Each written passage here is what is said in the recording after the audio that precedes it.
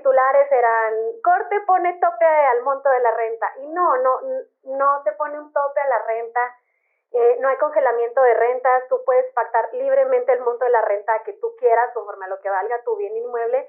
La única consecuencia de que se viole esta medida y las partes o el arrendador le imponga al arrendatario un aumento mayor a la inflación, pues es que la parte afectada, la persona arrendataria, pueda acudir a tribunales a demandar la nulidad absoluta de esta cláusula.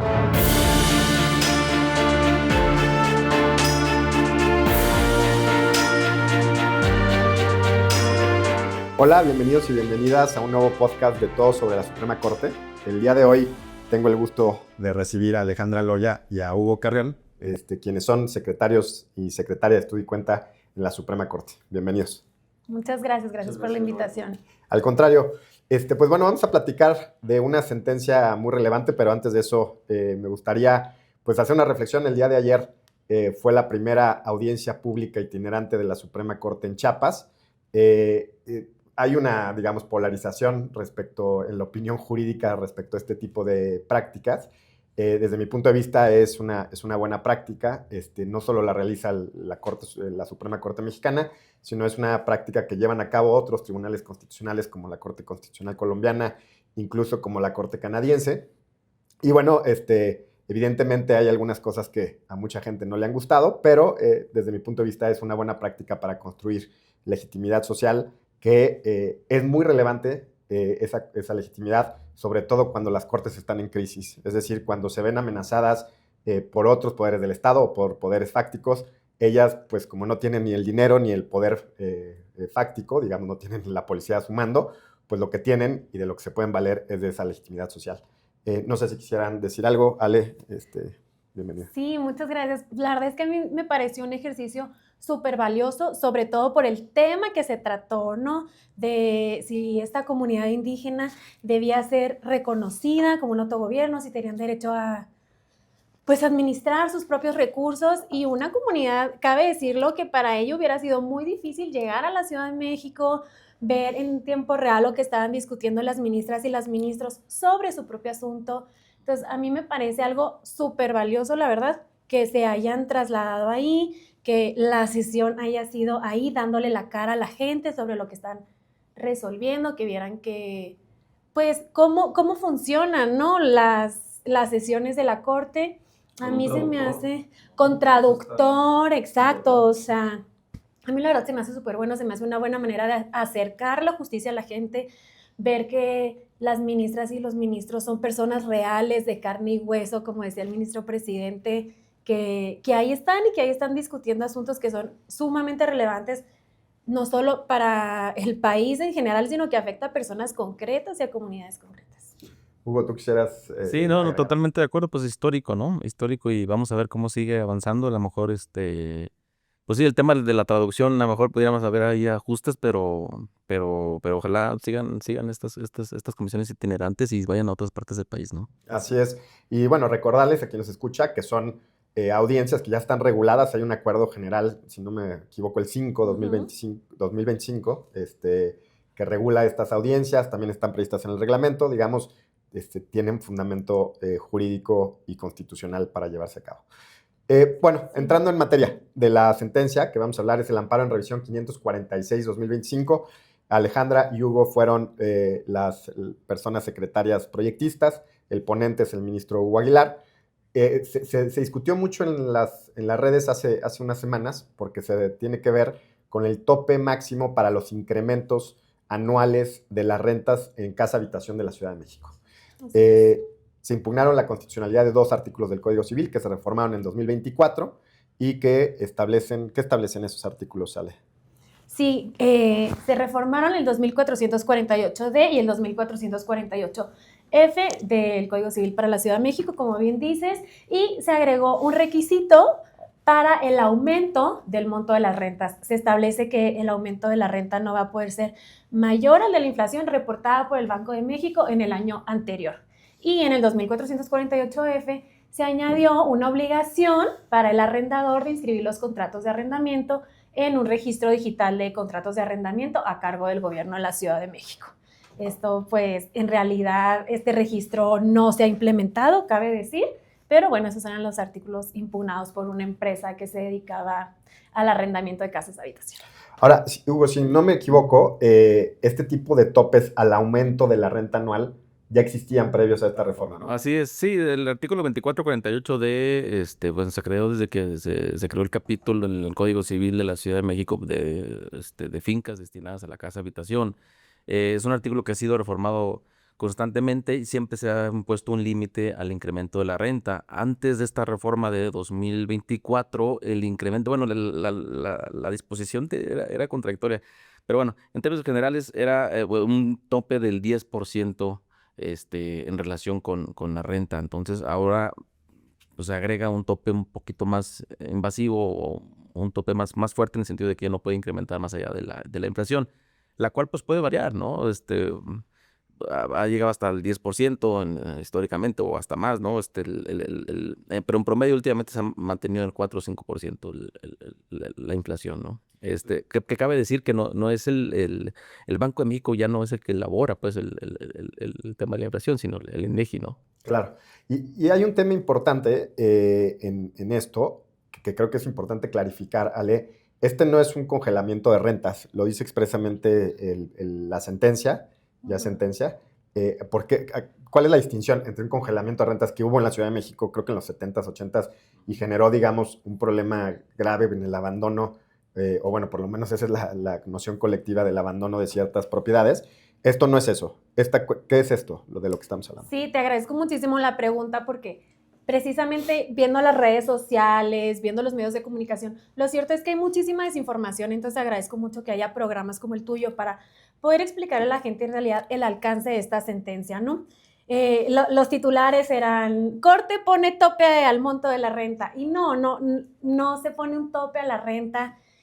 No hay congelamiento de rentas, tú puedes pactar libremente el monto de la renta que tú quieras conforme a lo que valga tu bien inmueble y únicamente una vez que vence el término de tu contrato y se renueva, pues bueno, el aumento que tú puedes hacer a la renta se tiene que limitar a la inflación. O sea, puedes tú pactar libremente el monto, o sea, el aumento que tú quieras, pero siempre y cuando no rebase lo que sea la inflación del año inmediato anterior.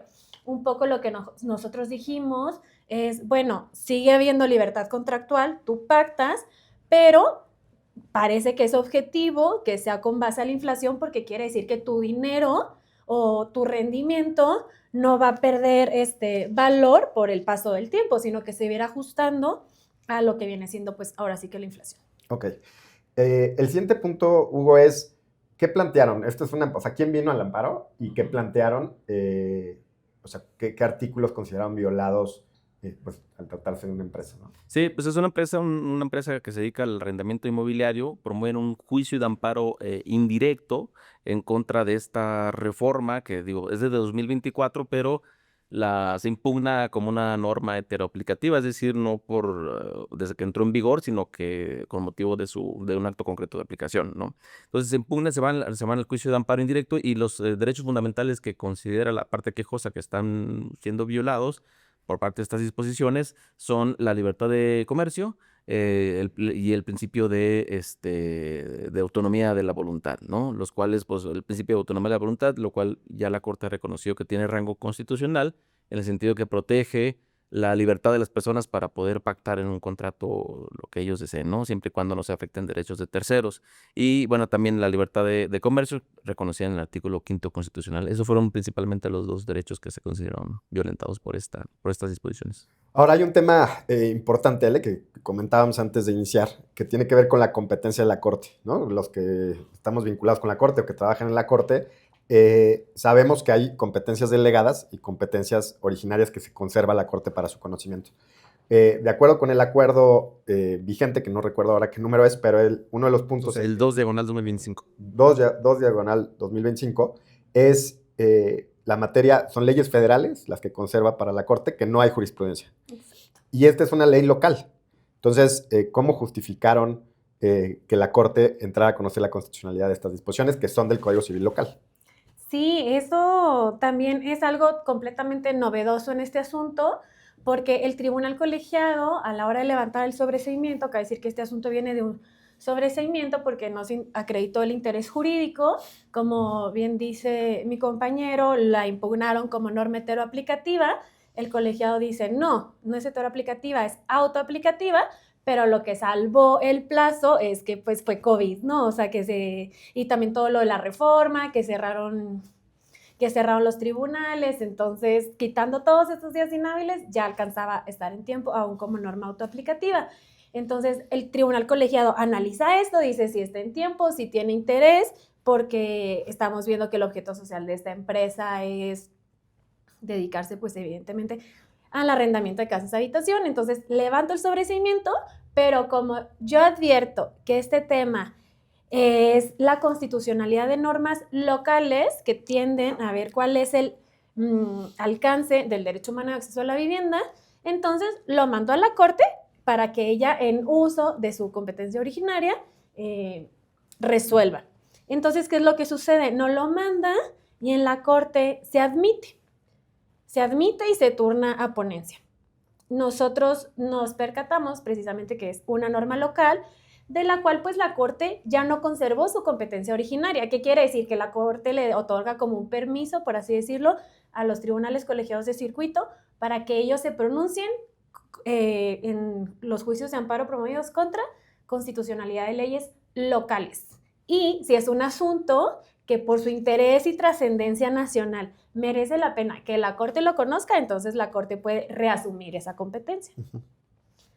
Pero en este caso no se llevó a cabo como todo el procedimiento de reasunción de competencia, sino que el tribunal colegiado solo lo mandó y se admitió. Entonces nosotros cuando vemos el asunto nos percatamos de esta situación y decimos, bueno, no vale la pena reponer el procedimiento para que se lleve a cabo todo este trámite de reasunción de competencia, porque lo cierto es que ya lo tenemos aquí y el asunto se va a someter al Pleno. Entonces el Pleno puede decidir ahí mismo si decide reasumir su competencia originaria o no. Entonces proponemos en el proyecto que se reasuma la competencia originaria porque pues sí es un asunto de interés y trascendencia, además de que pues la solicitud la hizo un órgano que estaba legitimado para ello, como era el tribunal colegiado. Claro. No, y a mí me parece que es correcto. Al final, la resolución de competencia pues, es una facultad discrecional de la Corte. Y pues es, o sea, en otros tribunales constitucionales del mundo, por ejemplo, la Suprema Corte Norteamericana, el Tribunal Constitucional Español, lo hacen básicamente en una hojita con un párrafo y dicen, resumimos competencia ya. O sea, aquí nos hemos acostumbrado a que sea un trámite mucho más engorroso, digamos, de alguna manera, pero en realidad no me parece que, o sea, de ninguna manera que sea un problema, digamos, técnico. Yo creo que está bien fundamentado. Lo que sí es muy bueno es que, digamos, se reflejó en el proyecto y que en la competencia está expresamente dicho que se reasumió. Sí, me parece importante también como que los tribunales utilicen este ejemplo de que no hay que retardar de manera injustificada los asuntos, hay que buscar la manera de resolverlos lo más rápido posible y pues para nosotros esta fue la solución. Claro. Ahora sí, entrando al fondo del asunto, digamos, Hugo, ¿cuál es la conclusión de la Corte y cuál es la metodología, digamos, a reserva de verlo paso por paso, pero cuál es la metodología que utiliza la Corte para llegar a esa conclusión? Sí, bueno, en relación con el primer artículo impugnado, que es el 2448D, que es el que establece el límite al incremento de las rentas, la metodología que se implementó por parte de la Corte es un test de proporcionalidad, bueno, que ha sido calificado algunos como una herramienta, pero bueno, en fin, yo considero que es un método de solución o de ponderación entre dos principios constitucionales o dos derechos humanos en juego. Por un lado, en este caso en específico, los derechos fundamentales que consideraba la parte quejosa que serán violados, que era la libertad de comercio y el principio de autonomía de la voluntad, y por el otro lado, el otro principio con el cual entra en colisión es el derecho humano a la vivienda. Entonces, corrimos este test de proporcionalidad que cabe destacar que con base en algunos presentes también de la Corte, señalamos que era un test ordinario o laxo en el que hay una cierta deferencia hacia el legislador, en la medida en que, bueno, pues no se afectan, no aplica un escrutinio estricto, en la medida en que no se afectan categorías sospechosas establecidas en el artículo 1 constitucional, en fin. Y en esa medida fue como que se corrió el test, que básicamente se integra por 4 etapas, como ya muchos sabemos. Bueno, primero, determinar si se incide o no en el derecho fundamental en cuestión. determinamos que efectivamente hay una incidencia, con esta reforma legislativa hay una incidencia en la autonomía de la libertad en la medida en que, bueno, ya las partes ya no pueden acordar de manera libre el incremento de la renta, sino que está establecido un tope. Y a partir de esa base ya es que se corre el test. Primero, como sabemos, que se busca una finalidad constitucionalmente legítima. Segundo, que se cumpla con un estándar de idoneidad. Tercero, un estándar de necesidad. Y finalmente como de proporcionalidad en estricto sentido. Si quieres entramos a la primera etapa o tú. Si quieres, vamos, en términos generales, esta es la metodología, test de proporcionalidad. Sabemos que la Corte lo utiliza mucho para analizar restricciones, o sea, si se justifican o no restricciones a derechos fundamentales. Y como ya decías, lo primero que identifica la Corte es, a ver, prima facie hay una afectación a estos derechos fundamentales, porque si no, ahí mismo se puede descartar, ¿no? Entonces, pero la Corte dice, sí, en principio esta reforma afecta la libertad contractual, afecta, pues sí, la libertad de mercado, y entonces vamos a entrar y vamos a hacer un test de proporcionalidad. Ahora, ¿qué nos dice el primer paso de ese test de proporcionalidad? ¿Cuál es el fin legítimo que encontró la Corte? Claro, bueno, hablando del test de proporcionalidad, primero me gustaría decir de que justamente el motivo por el que se hace este test de razonabilidad es porque lo que se dice que se limita es la libertad contractual, ¿no? La libertad de comercio. Entonces, encontramos que en realidad este tipo de medida es una medida que incide en derechos económicos o comerciales. Y en esto la Corte ha dicho, bueno, en realidad a nosotros no nos corresponde decir cuál es la mejor política económica que debe existir. Le corresponde al legislador. Entonces, en esa medida solamente tiene que haber cierto nivel de razonabilidad entre la medida que está siendo tomada. A raíz de esto buscamos, bueno, entonces, ¿cuál sería el fin del legislador o cuál sería el fin legítimo de imponerle un tope al incremento de las rentas? Y vemos que es proteger precisamente el derecho a una vivienda adecuada. Como pues la mayoría, pues los abogados sabemos, los derechos sociales deben de tener ciertas características y una de estas características es que tienen que ser accesibles. Pero no solamente accesibles de que tú puedas físicamente, ¿no? De que ir y rentar un bien. No, sino también debe haber una accesibilidad económica, lo que se conoce como asequibilidad. Entonces, vemos que la finalidad de esta medida es en realidad lograr que el derecho a una vivienda adecuada sea asequible, ¿no? Que no sea que por él. Vemos cómo han ido subiendo desproporcionalmente las rentas en la Ciudad de México y se ha dado este fenómeno que se conoce como gentrificación.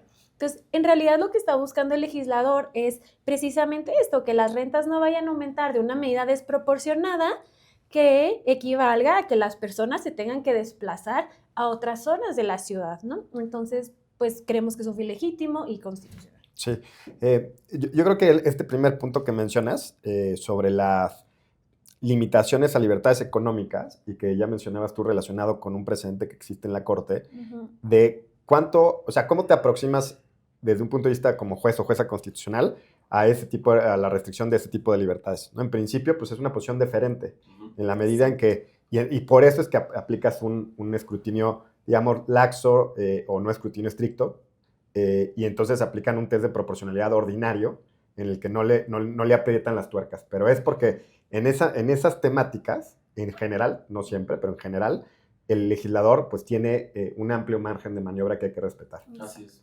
Ahora, el segundo punto, Hugo, el segundo paso del test de proporcionalidad, ¿cómo lo resuelven? Sí, bueno, nada más acabando nada más con el fin legítimo, habría que también destacar que, bueno, hay una observación general número 4 o cuarta por parte del Comité de la ONU de Derechos Económicos, Sociales y Culturales, el cual precisamente establece que, o recomienda pues a los estados parte del pacto del PIDESC, en el sentido de que deben de procurar que los inquilinos puedan acceder a una vivienda que sea asequible, como ya lo decía Alejandra, es decir, que hay un término que utiliza ahí que es el gastos soportables, es como le habla, es decir, que el gasto que las personas sufragan para el hogar no sea tan desproporcionado que les implique poder destinarlos a otros satisfactores básicos, ¿no? Y en esa medida me parece que es importante. Otra cosa que me gustaría recalcar antes de seguir con este tema es que me parece que es una oportunidad para la Corte de darle contenido a este artículo, al derecho a la vivienda, reconocido en el artículo 4 constitucional, porque a nivel internacional ha habido otros precedentes. En el sistema interamericano, eso es importante también decirlo, está reconocido en el en el protocolo de San Salvador. Sin embargo, desafortunadamente no son derechos justiciables, no son derechos que pueda uno exigir ante la Corte Interamericana de Derechos Humanos, salvo dos derechos, que es el derecho sindicales y el derecho a la educación. De ahí en fuera otros derechos como derecho a la salud, los derechos económicos, sociales y culturales como el derecho a la vivienda, no son justiciables. Hay un precedente que afortunadamente ya pudiera avanzarse en ese sentido, el asunto de Lagos del Campo, perdón, en el que por primera vez la Corte Interamericana, en una interpretación amplia del artículo 26 de la Convención Americana de Derechos Humanos, establece ya la justiciabilidad de estos derechos, ¿no? Entonces, si en el sistema interamericano no hay tantos precedentes en pro del derecho a la vivienda, yo me parece que es una oportunidad, porque es texto constitucional, está en el artículo 4 y hay que darle contenido, ¿no? Entonces me parece que es un precedente que abona en ese sentido y ojalá vengan más asuntos que la Corte vaya desarrollando una doctrina jurisprudencial robusta para garantizar precisamente este derecho a la vivienda.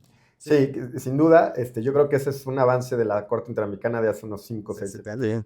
Y Lagos del Campo, perdón. Lagos del Campo, y en el que empezó, y en el que jugó de hecho un papel importante Eduardo Ferrer, ¿no? En el pensamiento de cómo se lograba la justicialidad de estos derechos sociales, porque como no están previstos expresamente en la Convención Americana de Derechos Humanos, sino que se tiene que hacer... En la Carta de la OEA. Exactamente, tiene que hacer de manera indirecta. Yo creo que es muy importante. Entonces, bueno, cuéntanos, si quieres, del segundo y tercer paso del test de proporcionalidad, y luego que Hugo nos cuente del último paso. Muchas gracias. Sí, entonces, el primer paso es, hay un fin constitucional, la Constitución protege este fin que está buscando el legislador. Bueno, ya vimos que sí. Ahora, el segundo paso es, bueno, ¿la medida es idónea? Esta medida que está poniendo el legislador, ¿en realidad sí está siendo idónea para tener derecho a una vivienda, para respetar el derecho a una vivienda adecuada, perdón?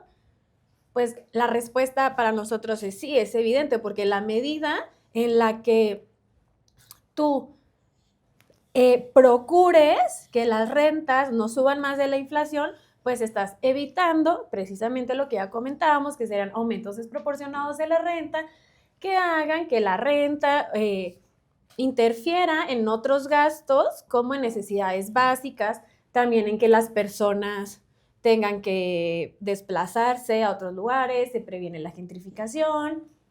En el proyecto se hace muchísimo el hincapié en las cifras que hay en México, de que el valor de la renta últimamente ha aumentado muchísimo, que en realidad casi que la mitad de la población en la Ciudad de México no tiene acceso a adquirir un inmueble, entonces pues lo que nos deja es que tengamos que rentar, ¿no? Y creo que todos lo hemos vivido, entonces pues sí, se llega a la conclusión de que la medida es idónea. Uh-huh. Y ya, pues para concluir respecto del tercer paso que hablábamos un poco, que es el de necesidad, nosotros decimos, bueno, como hay deferencia al legislador, a nosotros no nos corresponde, porque fue algo muy criticado también como en redes sociales de que, pero la Corte no vio si esta medida, porque se puede prestar a que las partes hagan esto o lo otro. Pues sí, pero como estamos justamente en lo que comentábamos de libertades económicas, a nosotros no nos corresponde ver si hay otras mejores que podrían abonar más al derecho a una vivienda adecuada, sino que la que está utilizando en ese momento el legislador sirve, aunque sea un poquito, en lograr una mayor accesibilidad a una vivienda adecuada, ¿sí o no? Pues en este caso yo considero que sí, y lo considero el Pleno de la Corte, entonces, por lo tanto, pasaría estos pasos del test, ¿me explico? Claro, y este punto es importante, el tercer paso del test de proporcionalidad suele ser un paso bastante exigente, ¿no? Porque es la necesidad, es decir, la medida menos restrictiva posible e igualmente efectiva para la protección del fin constitucional, digamos, de la medida. En ese sentido, pues, yo sí es muy claro, sí es muy notorio en la sentencia, que lo aplican de la manera más laxa posible, ¿no? Es decir, claro, le bajan la intensidad para que pase, ¿no? Y que está bien justificado en la medida en que se trata de libertades económicas. Y el último paso, Hugo, bueno, si quieres decir algo más de estos pasos, uh-huh, pero el último paso es proporcionalidad en sentido estricto. Sí. Significa ahí cómo lo es. Pues esta última grada del test de proporcionalidad es en el sentido de que una medida o una restricción a un derecho fundamental se considera pues constitucional, vaya, en la medida en que la satisfacción de la finalidad que persigue sea mayor a la afectación. Concluimos que también se satisface esta grada del test en virtud de que, bueno, hay obviamente, pues un poquito relacionado con las gradas anteriores, se logra la finalidad, que es una vivienda más asequible, en la medida en que si se violenta esta disposición legal del artículo 2448F, ¿cuál es la consecuencia? Que hay que decirlo, el legislador no previó una sanción económica ni una multa si se viola este derecho. La única consecuencia de que se viole esta medida y las partes o el arrendador le imponga al arrendatario un aumento mayor a la inflación, pues es que la parte afectada, la persona arrendataria, pueda acudir a tribunales a demandar la nulidad absoluta de esta cláusula, con fundamento en el artículo 8 del Código Civil de la Ciudad de México, porque pues, se violenta una disposición de orden público. Entonces, la verdad es que la consecuencia de la violación a esta, pues vaya, no es tan grave. Segundo, no se limita totalmente en la libertad contractual, en la medida en que, y es importante otra vez recalcarlo, no se trata de una medida que establezca el congelamiento de rentas. Las partes conservan su libertad para convenir el monto de la renta que consideren vale su casa o su edificio o cualquier inmueble dependiendo de la zona donde se ubique en la Ciudad de México. En fin, y por otro lado, en esa medida, vaya, se logra la finalidad y la restricción es muy, muy mínima a la libertad contractual, porque lo único que se limita es el aumento de la renta. Y aún así, dentro de este límite, hay un cierto margen que pueden ellos convenir, ¿no? Digo, la inflación, pues hoy ahorita anda en 4 o 5%, pero el día de mañana no sabemos en cuánto está. Entonces, si llega al 10%, bueno, pues todavía tienes un margen ahí de poder acordar, ¿no? Entonces, en esa medida también consideramos que se logra. Claro, entonces una vez superadas las 4 gradas del test de proporcionalidad, pues la conclusión de la Corte es que esta medida es constitucional. Así es. La segunda temática que no habíamos anunciado, o muy brevemente, que se estudia en este proyecto, es el registro digital del arrendamiento. Sí. Digamos, no fue lo que sonó tanto en redes, no fue lo que se ha comentado más de la sentencia. Pero fue lo que más debate hubo en el pleno. Fíjate. Y entonces cuéntanos de qué se trataba esta segunda temática y cómo se resolvió, cuál fue la votación, porque el primero fue por unanimidad, ¿no? La primera Sí. Bueno, el segundo también fue por unanimidad, pero con concurrentes. Muy bien. Sí, el primer tema salió por unanimidad de 8 votos, porque el ministro Giovanni Figueroa no estuvo presente en la sesión, pero el segundo tema sí estuvo presente, entonces por eso verán, cuando vean el engrose, que hay una unanimidad por 8 votos y luego después unanimidad por 9 votos, ¿no? Pero sí fue lo que más debate generó en el Pleno, porque... Fíjate, la obligación de inscribir los contratos de arrendamiento en este registro digital, el legislador los introdujo en el mismo artículo donde dice qué requisitos debe tener el contrato de arrendamiento. El nombre de la persona arrendadora y arrendataria, el monto de la renta, la ubicación del inmueble, el plazo, si tienes un fiador o cuál va a ser la garantía, en fin, ¿no? Todo esto que se puede pactar. Entonces, al estar esta obligación en el mismo artículo donde se prevén los requisitos del contrato de arrendamiento, surgía la duda, como les comentaba, es un registro que no se ha implementado, entonces tendrías que introducir en este registro todos los requisitos que establece el propio numeral que debe contener un contrato de arrendamiento o solamente algunas. En este caso, la persona moral decía, oye, pero es que esta obligación viola mi derecho a la intimidad y la protección de datos personales porque me estás obligando a poner cláusulas que son sumamente íntimas, ¿no? O sea, por ejemplo, si ponemos la forma de pago, pues en la forma de pago yo puedo decir que es a una cuenta bancaria y darte mis datos. O quién está siendo mi fiador y sus datos. Entonces, los conceptos de violación decía que era algo sumamente invasivo para él. Entonces, pues sí, esto fue lo que desató el debate y en particular hubo 2 personas ministras, el ministro Giovanni Figueroa y la ministra Lenia Batres, que consideraron de que, bueno, o sea, el artículo es constitucional en sí mismo porque no se trata de un registro que sea público, nadie tendría acceso a estos datos personales. El propio artículo te remite a que se tiene que respetar la ley de protección de datos personales y de sujetos obligados. Entonces ellos decían, para nosotros es constitucional en sí mismo y tiene que contener todos estos requisitos. Ellos dos. Y en cuanto al mismo tema, pues hubo diversas opiniones. El proyecto en general lo que decía es, a ver, tenemos que hacer una interpretación conforme. La interpretación conforme, ¿qué es? Vamos a buscar la manera de interpretar este artículo que sea de acuerdo con la Constitución, ¿no? Porque si es contra, o sea, evidentemente, si es contra la Constitución, se debería declarar inconstitucional y expulsarse del sistema jurídico. Pero partiendo de la presunción de la legalidad de la norma, tenemos que ver si hay alguna interpretación, la que sea, que lo haga conforme a la Constitución. Entonces decimos, bueno, la primera interpretación es esta que ya comentamos, ¿no? Sí tiene que tener todos estos requisitos. Para la mayoría, esa interpretación pues hubiera sido inconstitucional porque aparte excedería lo que excedería la finalidad de la norma.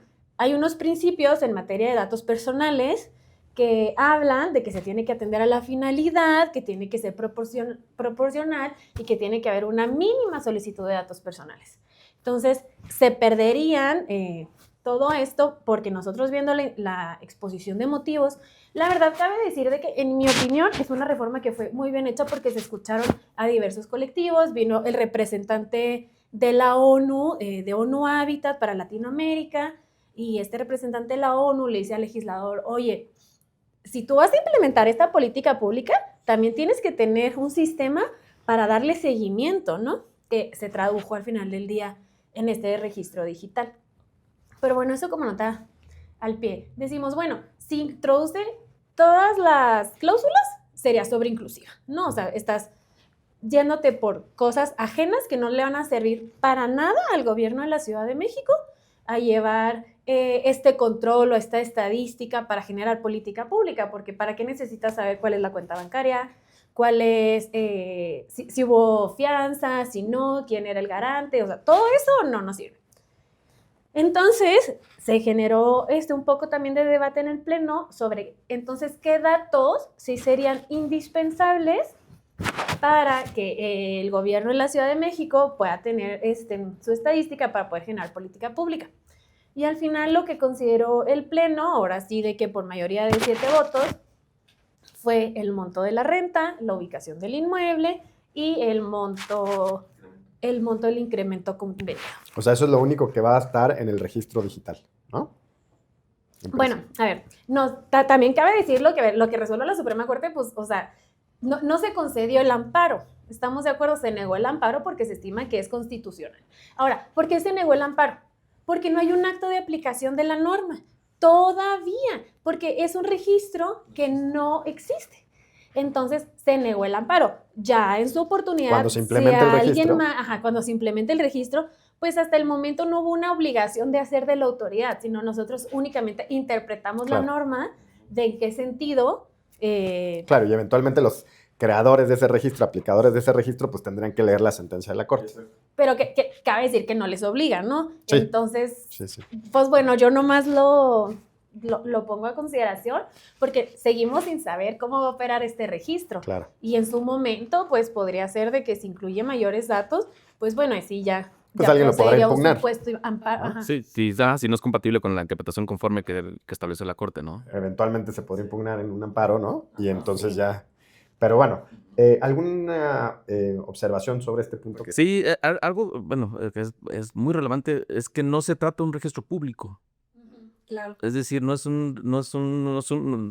contratos que vayan a subir los arrendadores o las partes de contrato de arrendamiento no es que lo vaya a poder cualquier persona consultar, ni se puede ir a solicitarlo a ningún organismo ni a un juez para que quiera conocer los contenidos de los contratos. Este registro digital es única y exclusivamente para uso del gobierno y con una finalidad pues loable, que es generar estadísticas generar para efectos de en un futuro crear políticas públicas en materia de vivienda, ¿no? Entonces, y en esa medida también también recogimos varios precedentes de la Corte que establecen que efectivamente cuando los registros no son públicos, pues vaya, pues no hay una violación al derecho a la intimidad ni de datos personales. Aquí en este asunto, también cabe destacar aquí el ministro Arístides Guerrero fue el que introdujo el debate sobre este asunto y fue el que señaló, me parece también importante decir, si bien no es un registro público, sino que es un registro para uso exclusivo del gobierno, no podemos olvidar que existen los ciberataques y que es posible que se pueda, esta información privada se pueda dar a conocer. Entonces, y en esa medida hay que establecer que los datos que se vayan a proporcionar, aunque no sean públicos, que sean datos mínimos, que sean indispensables para la finalidad de la norma y no cualquier otro dato, ¿no? Fíjate, no había pensado en este aspecto, Sí. pero igual creo que es relevante. O sea, por más que no sea público, de acceso público, que cualquiera pueda pedir la información, es información que tú estás transmitiendo al gobierno. Exacto. O sea, que En principio también ahí, pues, tiene que haber cierta cautela Exacto. en qué información le quieres dar o no, o estás obligado a dar o no de manera constitucional. Así es, así es. Y se generó todavía el debate, o sea, bueno, inicialmente el proyecto, lo que establecía el proyecto del ponente del ministro Hugo Aguilar Ortiz, era en el sentido, bueno, de establecer estos requisitos y adicionalmente el nombre de las personas que son parte del contrato del arrendador y del arrendatario. Sin embargo, también se generó una discusión ahí sobre si era o no necesario o era un dato indispensable para la finalidad. Al final de cuentas, ya la mayoría de los ministros y las ministras pues decidieron que el nombre de las personas no es un dato necesario y pues nada más se quedó en eso, ¿no? En la ubicación del inmueble, el monto de la renta y incremento y que con esos datos son suficientes para que el gobierno de la Ciudad de México pues pueda ir monitoreando cómo van los aumentos de la renta en la ciudad, ¿no? Pues excelente, pues creo que ha quedado muy clara la explicación. Les agradezco mucho que hayan aceptado la invitación. No sé si quieren dar una última comentario o reflexión. Ale. No, pues la verdad es que este tipo de asuntos muestran como la importancia de estar al pendiente de las resoluciones de la Corte, leer el proyecto. Nosotros tratamos de hacer una síntesis ciudadana en la primera hoja para que sea de fácil comprensión para las personas que no son abogadas, porque pues bueno, vemos que hay mucha desinformación en medios, entonces sí los invitamos a acercarse a la Corte, ver los proyectos que están publicados en la página de la Corte y pues ya. Muy bien. Agradecemos la invitación. Pues muchas gracias, Hugo. Sí, no, igual, pues agradecer la invitación porque precisamente ese tipo de espacios es en los que podemos dar a explicar, tratar de explicar de una manera más sencilla, sin tantos términos técnicos. E igual, justamente ahorita con el tema de las redes sociales, pues hay mucha desinformación. Igual invitar a leer los proyectos. Tratamos de hacer, bueno, al menos la indicación del ministro presidente es que las sentencias sean sencillas, sean asequibles para las personas, que sean de fácil comprensión, cortas, no tratar de avanzar en ese sentido. Y bueno, pues es lo que intentamos hacer en este asunto. Ojalá que sea un precedente para que el día de mañana, como reitero, pues vengan más asuntos en los que se pueda consolidar este derecho a la vivienda. Por ahí cabe decirlo, hay un asunto que está turnado a la ponencia de la ministra María Estela Ríos, muy importante, una reforma del artículo 60 de la Ley de Derechos Humanos de la Ciudad de México, que establecía antes de la reforma una obligación para el gobierno de la Ciudad de México en el caso de que haya un desalojo de personas en situación de calle o personas que en situación de vulnerabilidad, una obligación del gobierno de reubicarlas, ¿no? Y de que haya mandato judicial. Se reformó, ya no se establecen estas obligaciones y pues algunos colectivos promovieron un amparo, viendo a futuro sobre este derecho, no estoy tratando de salir del tema.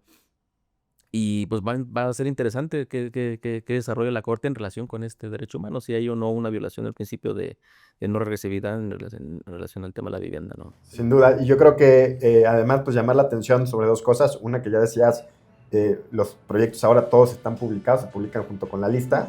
Pues eso es un acceso a la información pues, muy valioso para los que seguimos el trabajo de la Corte. Y por otro lado, pues que es el desarrollo de derechos sociales como el derecho a la vivienda, este asunto que acabas de mencionar también importantísimo, tenerlo en la lupa, y seguramente pues platicaremos ya que se haya aprobado este proyecto de sentencia.